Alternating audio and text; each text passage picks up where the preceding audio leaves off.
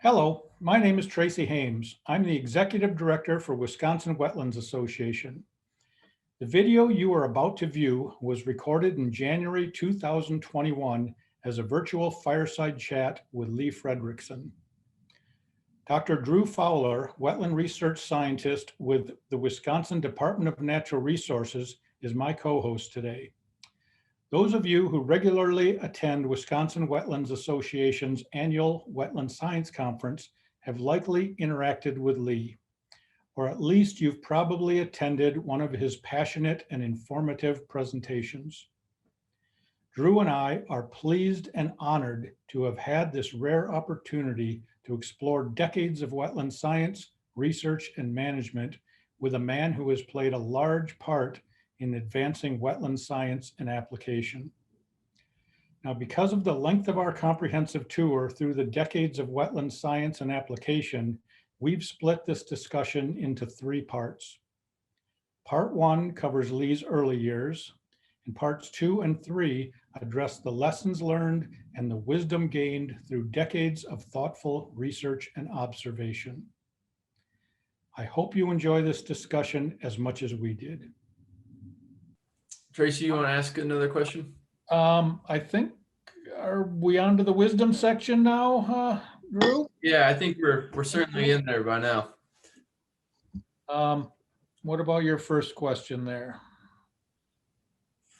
Well, okay, so Leigh, you talked about cross-seasonal effects. I want to ask a kind of a broad question, but let's talk about how cross-seasonal effects might play into this a bit when we talk about wetland-dependent birds. But in your career as a wetland scientist, there's been innumerable changes to wetlands across the country and in the world. What do you view as the most influential changes that you've seen, both good and bad, and maybe tie that into how that has influenced how birds use them across their life history? Well, one of the interesting pieces of information that has come out recently, looking at the decline of birds, the only group of birds that have increased have been wetland birds. And I'm glad that they increased, because we spent billions of dollars buying land, managing land, developing land. And if we hadn't had some kind of progress, we all should be fired. So that gives me, some reason for hope. But at the same time, it's just on the way up here today. It's very sad, because this was the lowland forest. Nothing was, when I came here, I'm now looking out a window and I'm seeing crop fields. When I came here, that was forest. And so now the first forest is about 3 miles away. This is the dramatic changes, and it keeps happening. Then it was like clearing 40, 100 acres. Today, when I came up here, there's a patch of about a half an acre of trees that would be a wet site that was cleared yesterday. This is what happens. So what difference is a quarter acre? Well, when you have 10,000 of them, that turns out to be, a lot of acres. And the richness of where I live is that one of my favorite species is narrow-mouthed toads, because sometime in late May or sometime in May to June, the narrow-mouthed toads come out and they start to have this wonderful sheep-like call, and this is one of the enriching things of being in this environment. And so that was the last place within a half a mile of my house that's not on my property that we still had narrow-mouthed toads. It's now gone. And this is what I've seen consistently, since my youth, all across the places that I visited.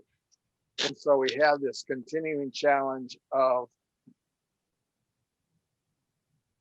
loss of the habitats within, and the disruption of the hydrology that leads to a more monotypic habitat.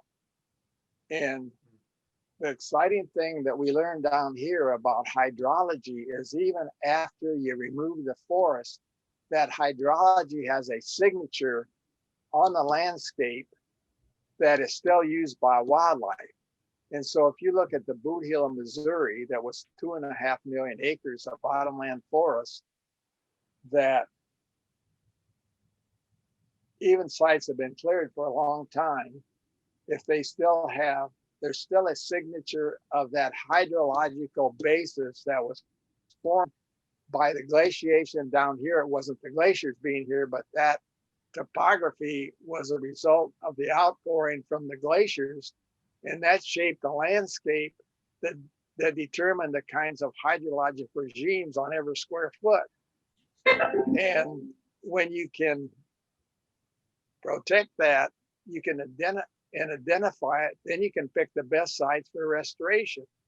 And so in my experience in my life, you know, Wilson says we need to have half of habitats go back to what's something more typical of what it was historically. And I agree with that. My experience has been, if you want to maintain your hydrologic regimes, if you want to maintain the habitats, if you want to maintain the species of those habitats, that's the route you need to go, and you need to aim for restoring processes in the system. And when you restore these processes, then you can be highly successful. Yeah. And I don't think anyone has an appreciation for the unbelievable productivity that these natural systems have. You know, they talk about the productive systems of agriculture. Really give me a break. I mean, you know, you can go out and plant barley and get, you know, 35 bushels the acre. You can go out and have wetland plants produce like 4 times that much without spending anything, you know, just using your brain. And this is one of the cool things that I see, you know, that we often think about the more money we spend and all that. My experience has been the best results come from using our brains. This select the right place in the right way at the right time to meet the needs of those species that are using that site. So this makes a lot of sense. I was going to see if we could drill. Sorry, we got bad feedback there. I was going to see if we could drill in on this a little bit more, because I really like this topic, Leigh. But I think we need, for some of the people in our audience, maybe we should define some terms real quick. And so what I'd like to ask you to do is, can you give our viewers a quick summary or definition of what we mean when we're talking about cross-seasonal effects? How does this major landscape change that you talked about, a static hydrology, influence cross-seasonal effects over time and spatially? Does that make sense? Yes. Okay, so the first step in this process, if you go back in history, that there was an assumption that birds had a breeding time and a non-breeding time. And the important time was on the breeding area. And they went up there and they spent a small part of the annual cycle on the site. And then they shifted some other site away from there because they're highly mobile species. And so the assumption was that the important thing in the life cycle is laying an egg and having an offspring. And there was not an appreciation of how that's connected for all the wetlands across the landscape. And that's, to me, is what cross-seasonal effects are all about. And so one of my big changes in thinking, I gave up on that idea years ago. Basically, a few years after I came down here, I recognized that there's an interconnection. So basically what birds are doing is they're spending their entire life cycle to be successful during breeding. And so there is a place in space in which they lay an egg and have offspring. But for them able to do that, they have to spend the other 360 days getting ready to do that effectively. And so we have this connection across landscapes that we never had an appreciation for. And there was all this dogma about this fact that that's, you know, the way it was, and that breeding was most important. And if you were a manager on a breeding area, you got like an extra gold star, you know, and you're just kind of floating if you're down south, because if you're on a non-breeding area, people just appreciate it. And it wasn't until, you know, I was really stimulated to think about this much more deeply, because I always wanted to be, I didn't want to be a biologist in the South. My goal in life was to be to study prairie ducks, to look at the breeding season. And I found out the hell that's really boring. There's some really cool, challenging things to do at other parts of the annual cycle. And so one of the things in my naivety when I first came down here, I would go back to my natal marshes. I would go up there to Iowa and I go to South Dakota and North Dakota. And I was sitting in Harold Dubert's office and Dubert looks at me and said, "What do those birds do in winter?" I said, "I'm sorry, Harold, I don't have a clue. I guess I better get my butt in gear and figure out what those birds do in winter." And so then the next challenge is there was an appreciation for these southern habitats. When I saw this, this forest being cleared out here, I talked about the people in Washington. The head of research was Robert I. Smith. And I said, "Hey, Bob, do you know what's going on in the South?" I said, "I flew to Baton Rouge one night from Memphis. And I said, there were lines of fire all the way from Memphis to Baton Rouge. We've got to do about this." He said, "Really?" I said, "Yeah." So I got Bob to come out and NBC, we really cooperated closely and they were willing to provide an airplane for me and a pilot. And we flew around the Boot Hill in Missouri to show him these sites. And Bob was going, "Oh my God." He said, "I'm sorry, I don't have any money. I can't help you." But he has connections. So you guys out there, you got to have connections to make these things happen. And so he said, "I think maybe you can get money out of river basins." And so I went to River Basins, which is located in Yankton, South Dakota. And I was able to get some funding to start looking at bottomland forests. But you got to be a liar. My interest is in bottomland forests, but you can't get any money for bottomland forests, but you can get money to study channelization. So what you do is you study channelization, but you shape the project to get the information you need to pass along to other people.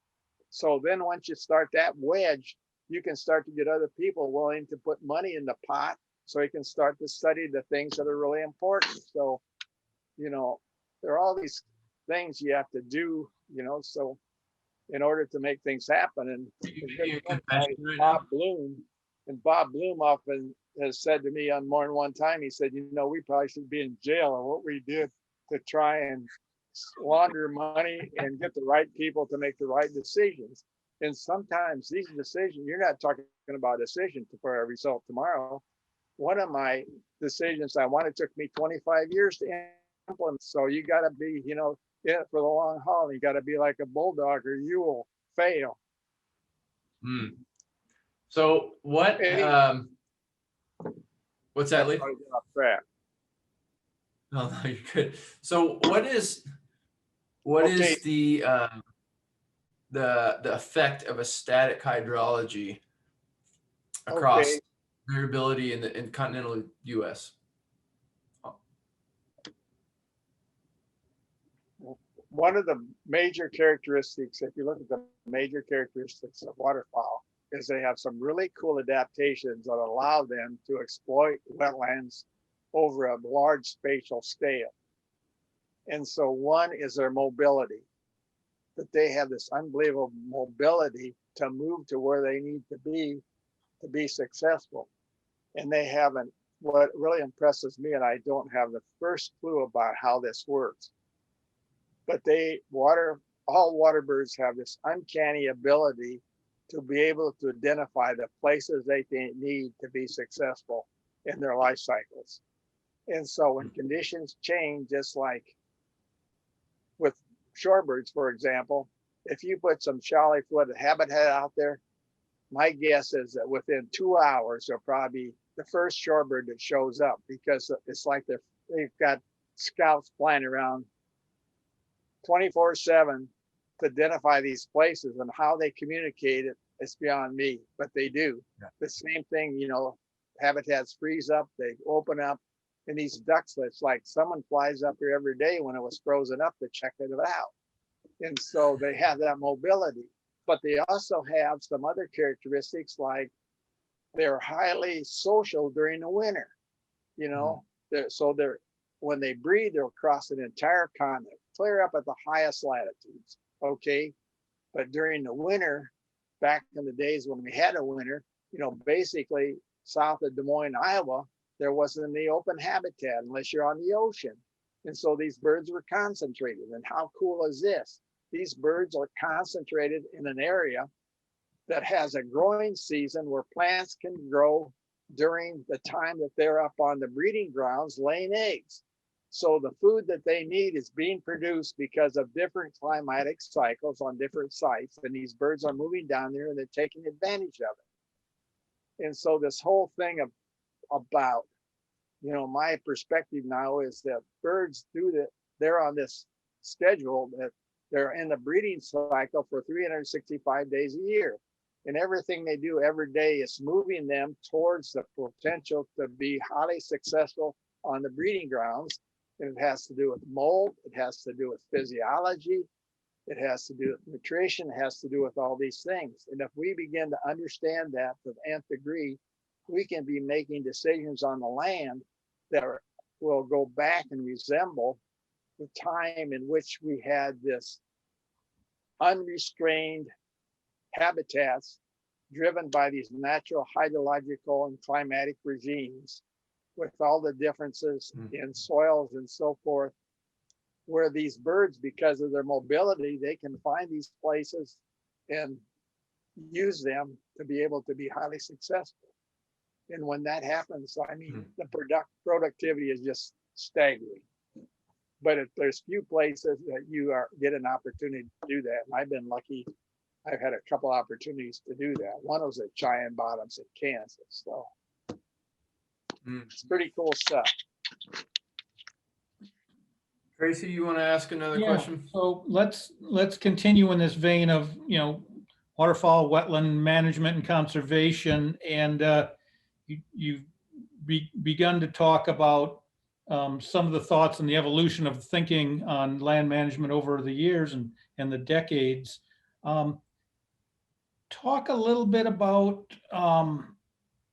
several things. What are some of the mistakes we've made over the years, and what are the things that we've got right? And you talked about some of that. And what are some of our opportunities moving forward, understanding and tied in with your thoughts about historic conditions versus current conditions, and why it's important to go back to some semblance of historic conditions, and why that's important, and is it even possible?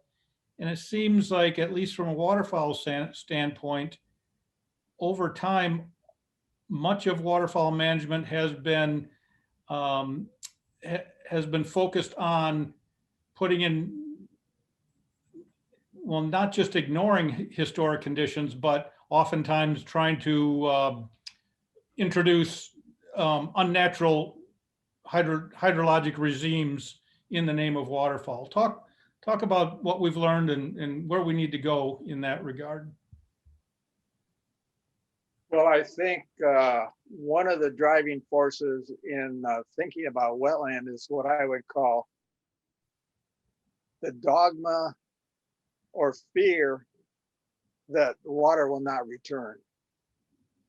And so this was driven by the fact that we had a waterfowl crisis because of the severe drought of the 1930s. And that still has been the most severe drought in most recent times. In the last, certainly, century, that's been the most severe drought. And because of that drought, the strategy that was developed, and you can go back and look at the publication, the main publication at that time period was the North American Wildlife Conference. And that conference has many papers on the fear that water will not return. And so the whole idea was that we need to somehow capture water and we need to store it for some future use. We didn't understand the importance of the constant changing water levels, because there's this, I think it's tied back to this problem of uncertainty here. For example, that if you look at the ornithological literature, there are a lot of papers on birds that support the idea of you want stable conditions. And I understand that because the focus on those studies, they're wonderful studies, they're full of really good information, but they're naive about habitats. So what these scientists did is that they went out, they were excited about finding nests, they were excited about documenting how many eggs they laid, where the nest was, what it was, what kind of habitat it was in, what kind of plants it was in, what it was made of, and all that. But they weren't sensitive to the dynamics of the system. And so when they wrote their paper, they put in it that not that you had to have water from the start of when eggs were being laid until the ducklings fled, or any of the offspring fledged, but they indicated that was a stable condition. And yet, if they had been honest about it, they would have recognized when they went out there the 1st of May that water was going over the top of their hip boots.